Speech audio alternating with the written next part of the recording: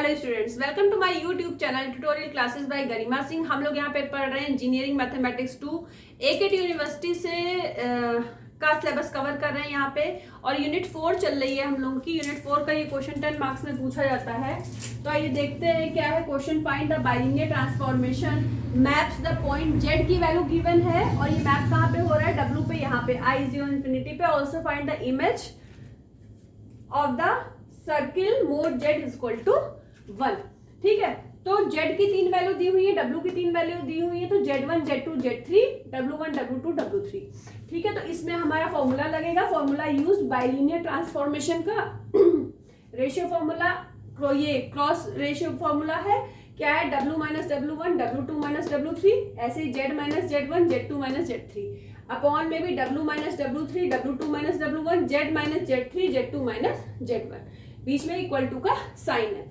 तो अगर हमारी Z की वैल्यू या W की वैल्यू में कोई भी वैल्यू ऐसी है जो इन्फिनिटी अगर गिवन है, तो हम W3, तो उसको हम कोशिश करते हैं उसी से डिवाइड कर देते हैं। जैसे हमने इसमें क्या किया, W3 से डिवाइड कर दिया, तो यहाँ क्या बचेगा, W2 upon W3 minus W1 बचेगा, -1 बचेगा।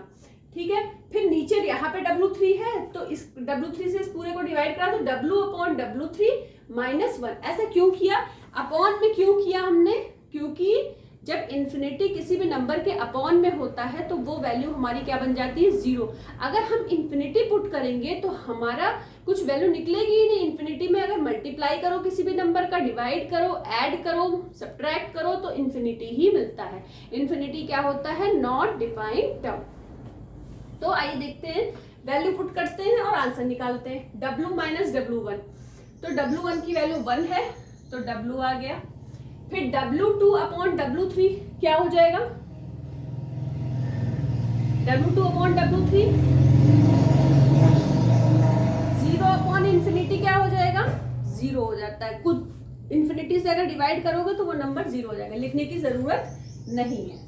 ठीक है, तो यहाँ बचा क्या हमारा, केवल -1 बचा, और यहाँ पे W माइनस W1 था, तो W -1। ठीक है, और यहाँ भी क्या बचा, -1 बचा। अब देखिए, फिर ये W अपॉन W3 इन्फिनिटी से डिवाइड हो रहा है तो ये 0 बन गया, तो यहाँ बचा -1। फिर W2 माइनस W1 0 -1, तो -1 equal to Z minus Z1, Z क्यों, Z माइनस Z1, तो Z माइनस 0, Z ही बचा।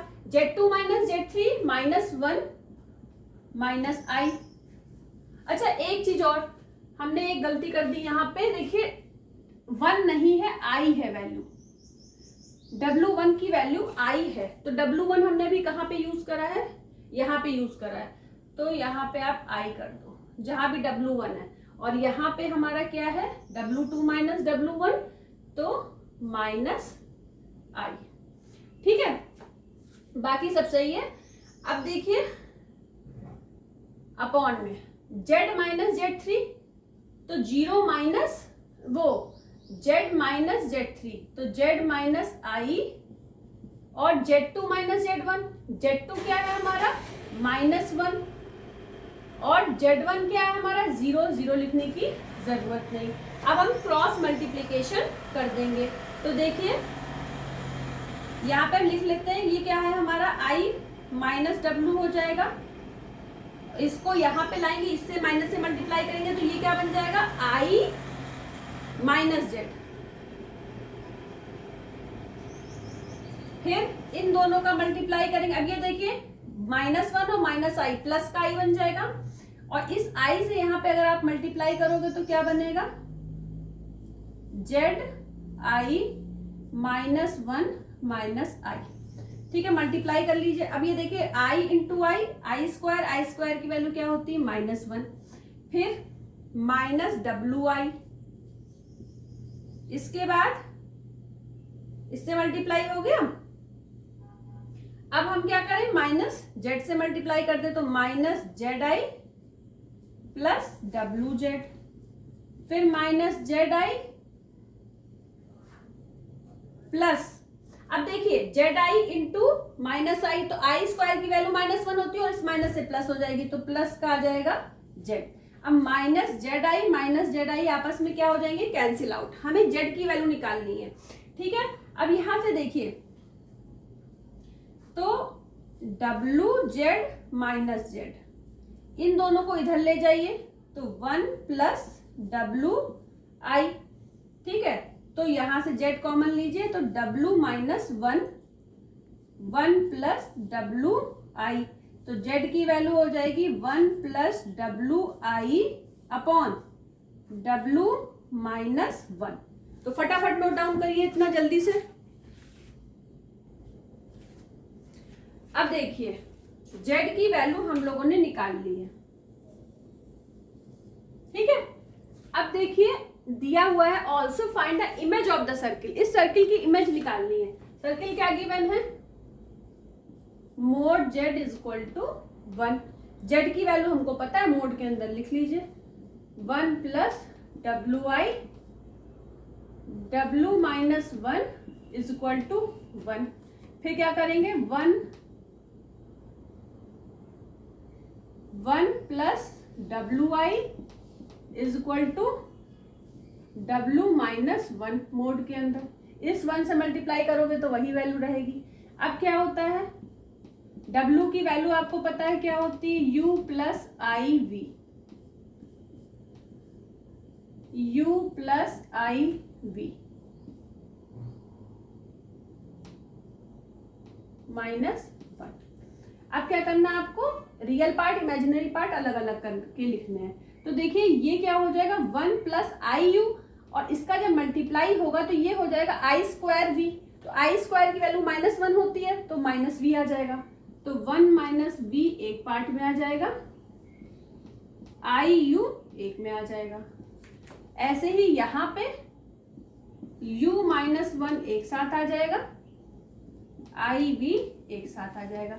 मोड के बाहर जब हम निकालते हैं तो रियल पार्ट का स्क्वायर प्लस इमेजिनरी पार्ट का स्क्वायर कर देते हैं, तो क्या हो जाएगा 1 माइनस वी का square plus U square, u minus 1 का स्क्वायर प्लस v का स्क्वायर, क्या आ जाएगा 1 plus V square minus 2v plus U square, U square plus 1 minus 2u। यहाँ पे a माइनस बी का होल स्क्वायर वाला फॉर्मूला लगाया, a square plus B square minus 2ab।